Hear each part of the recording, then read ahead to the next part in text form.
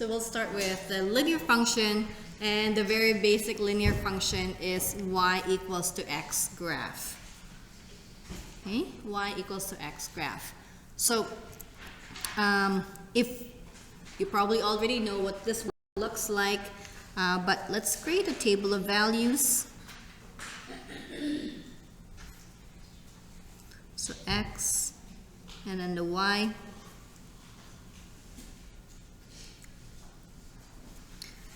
We'll go -2, -1, 0, 1, and 2. Okay. So we're creating a table of values in here. Now, because y is equals to x, then if x is -2, y is also -2. It's going to be exactly the same thing.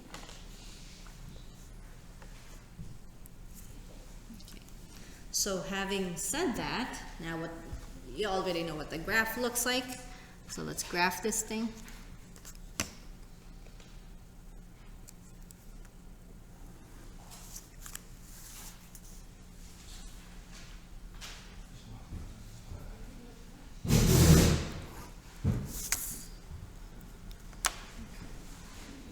So the graph, let's put in our coordinates there. Okay, so this is our x-axis, this is our y-axis. So -2, -2, it's right here. -1, oh, that's not -2. -1, -1, 0, 0, 1, 1, 2, 2. Okay, so that's a linear function. The most basic linear function. And our linear functions changes, right? You know, what this goes back into grade 10. When we look at linear functions can slide up or slide down, right? It changes our y-intercepts, or it could also change could be compressed. We call it the slope of the function, is our compression or stretching. Okay, so let's start off with that. Starting off. Good. The next one that we're going to do, is it okay if I move it up now? Okay, so this bottom half of this, we're going to write down quadratic function.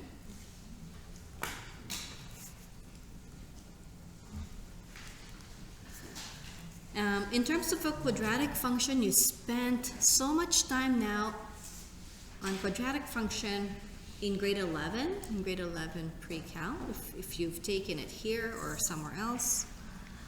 So the basic quadratic function that you'll get is y equals to x squared. Okay, y is equals to x squared, and you know, if you are very familiar with it, you'll know what that looks like. So we're going to just create a table of values.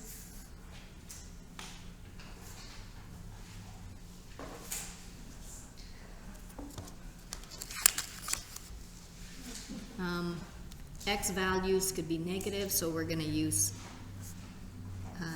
we'll just go -2, -1, 0, 1, and 2 again for x. Now, if x is -2, what is the y value? It's going to be 4. Okay.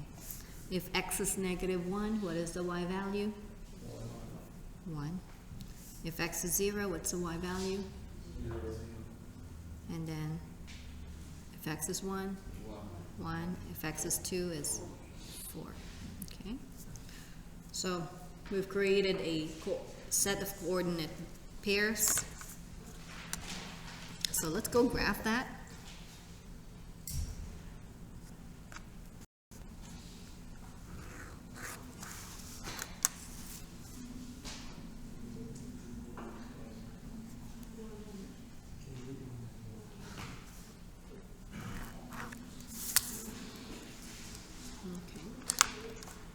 This is my x-axis, this is our y-axis. So Let's go plot them. So -2, +4, -2, 1, 0, 0, 1, 1, 2, 4. Okay, so this is a quadratic function. Quadratic function creates a parabola. Okay. We saw a little bit of this last time when we talked about polynomial functions, right? So we're very familiar with this.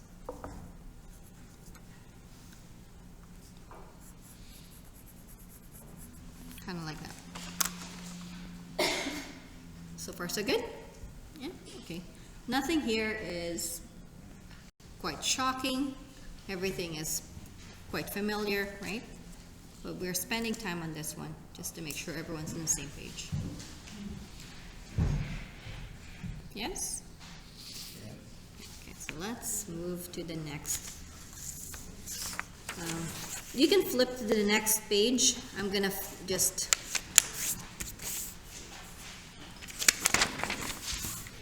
pick up a different one. Okay.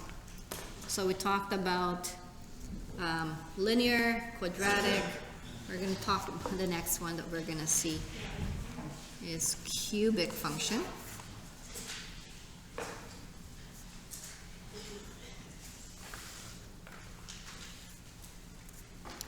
So cubic function, it's y equals to x cubed.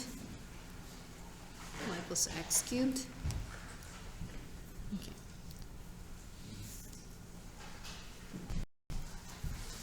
So x and y, yeah, let's just use the same values for x, so -2, -1, 0, 1, and 2. Okay. So if x is -2, what is the y value? Yeah, -8, -8. If x is -1, what's the y? -1, yes. If x is 0, 0. And if x is 1, 1. And if x is 2, 8, 8. So it's a cubic function, an odd function. Last time we talked about that function stuff.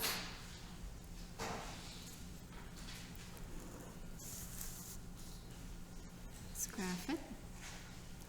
And this is going to produce a, like, looking like an S shape, right? So go ahead and graph this one. I'll do the same thing.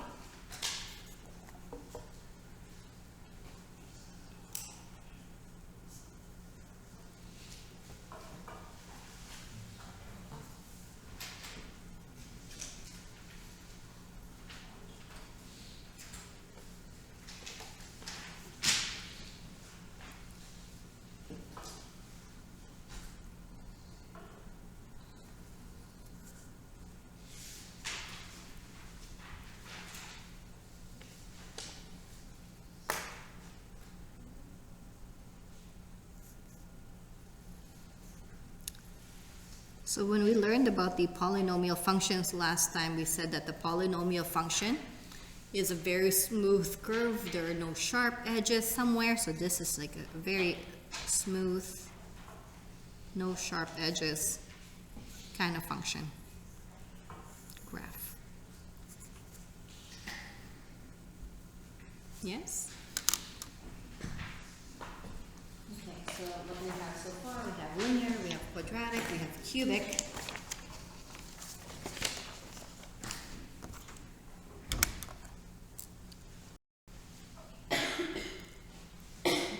Okay. Let's move it up. This one you're quite familiar with because we just talked about some radical functions, square root functions.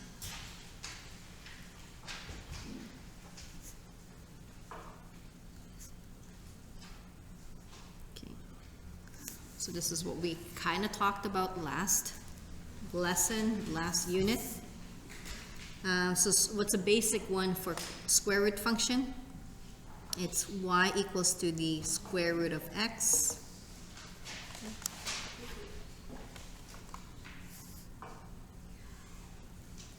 So x and y. Now, because when we take a look at the square root of x, negative value for x, if we take the square root of that, it will give us an undefined, non-real solution, right? So we have the smallest we could get, or we could use for x is 0. Is that yes? Yeah, okay. And then 1. I'm gonna go 2, 3, and then up to 4.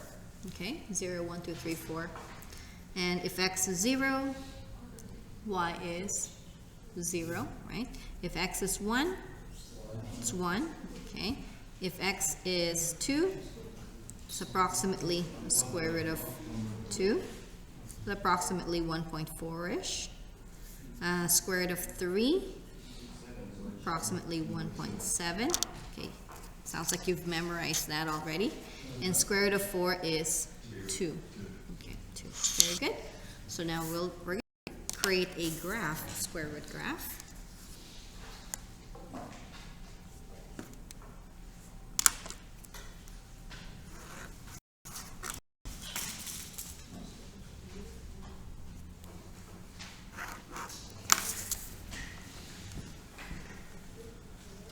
Okay, so go ahead and graph that square root of x.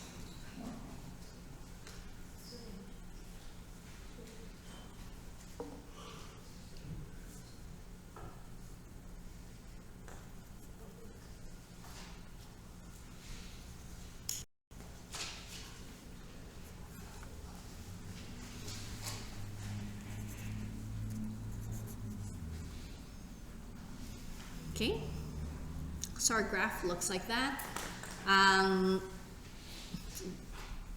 We've seen already that the square root of x could be shifted to the left, shifted to the right, shifted up, shifted down. Okay, so far so good.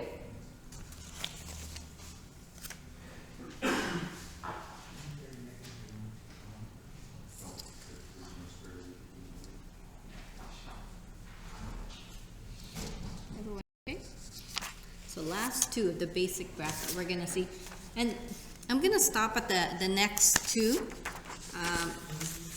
because there are other stuff that we haven't really looked at, like sinusoidal graph, which we will do later on. So we'll talk about that on its own. Okay, so what we have so far. This one I know you learned last semester, or in grade 11 for sure. Or however long that was, doesn't matter. Yeah, it could be last semester, it could be last year, it could be a few years ago. Absolute value. Okay, so absolute value, the equation for that is y equals to the absolute value of x. Okay, so this is the absolute value of x. So that absolute value really tells us how far is the number from x, right? You're not talking about is it on the left side of x, is it on the right side? It's just basically how far, okay? So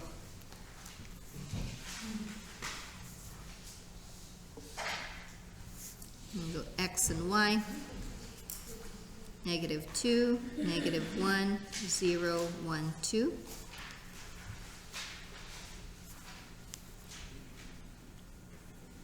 Okay. So absolute value of -2 is +2. It's true. Okay. Absolute value of -1 is 1. Absolute value of 0 is 0. Absolute value of 1 is 1. Absolute value of 2 is 2. Okay? Now this is going to create a graph, and this is kind of interesting if you've never seen it before.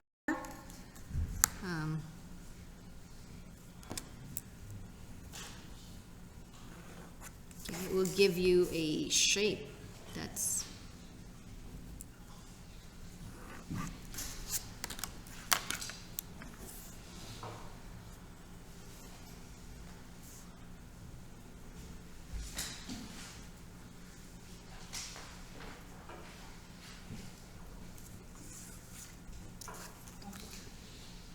of looks like a V shape, right? Yeah, it is a V shape. It's going to continue that way.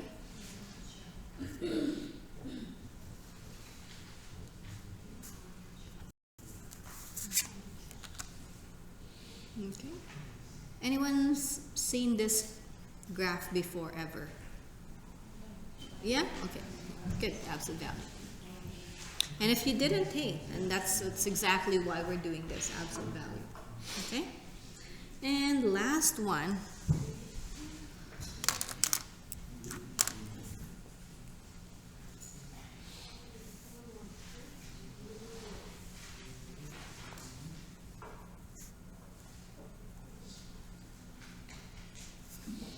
Reciprocal function is actually kind of similar to our rational function, right?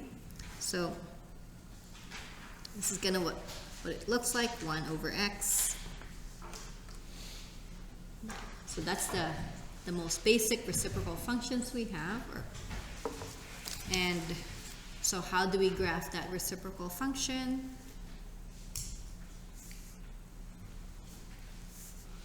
X, y. So the x value, you could pick a negative value, right? So we can go -2, -1. I'm gonna put the 0 there, and then we'll see what happens. So when x is -2, what is the y? -1/2, right? So -1/2 or -0.5. Okay. When x is -1, what is the y? Also -1. When x is 0, okay. Undefined. Yeah, because undefined, because the x 0 is our non-permissible value, right? We can't have a 0 in the denominator. And if x is 1, y is 1, and if x is 2, it's 1/2. Okay? So let's see what that graph looks like.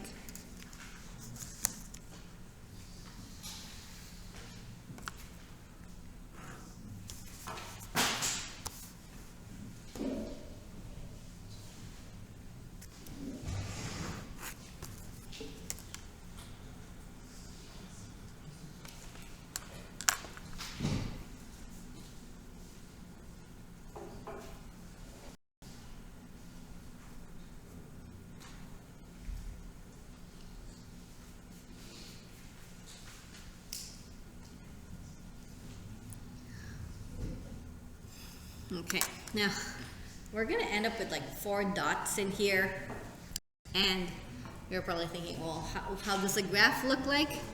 Okay, all of the things that we talked about in irrational functions are in here. As x gets larger and larger negative, it gets closer and closer to 0, right?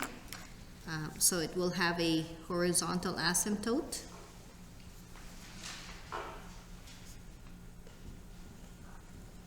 At y equals to 0. I'm gonna be careful here that like that. And then there's a vertical asymptote in here because x cannot equal to 0. It's it's the non-permissible value. And of course we know that already because we just finished talking about that one. So this is what it looks like. So all of these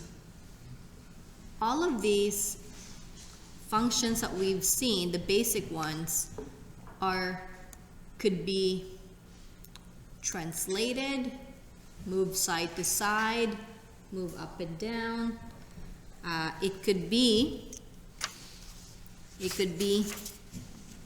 moved, would be flipped. Okay, could be flipped like that. It could be pushed in, compressed, or it could be stretched. So those are the things that we're going to be talking about in this particular course or in this particular unit on transformations. Okay, but we want to make sure that we understand those things. Okay, so far so good. We got the basic stuff. I'm gonna pause it right